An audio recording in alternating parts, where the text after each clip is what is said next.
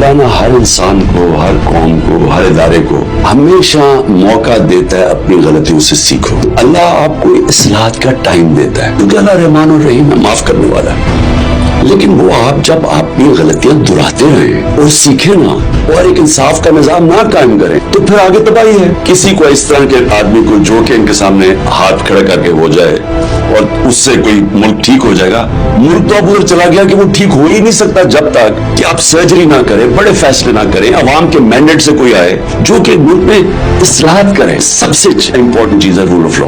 Bottom line है कि आपके मुल्क में रूल ऑफ लॉ यानी इंसाफ नहीं है, तरक्की हो ही नहीं सकती। इस मुल्क के अंदर जब तक हम एक कॉन्फिडेंस नहीं पैदा करेंगे कि यहाँ ताकतवर कानून के नीचे है, यहाँ एक काली वीगो आके लोगों को नहीं उठा सकती और गायब नहीं कर सकती, यहाँ ताकतवर चोरी करके एनआरओ नहीं ले सकता, यहाँ आप ताकतवर एक कमजोर की जमीनों पर कब्जे नहीं कर सकता। जब आपका इंसाफ का निजाम आ गया, मैं आपको यकीन दिलाता हूँ कि मैं ओवरसीज पाकिस्तानी को सबसे ज्यादा जानता हूँ और वो सबसे ज्यादा मुझे बैक करते हैं। मैं गारंटी करता हूँ कि मैं ओवरसीज पाकिस्तानी यहाँ अरबों डॉलर लेके आऊंगा जो आप IMF के ना उनका गुलाम बनना पड़ेगा, ये ओवरसीज पाकिस्तानी पाकिस्तान को बनाएंगे।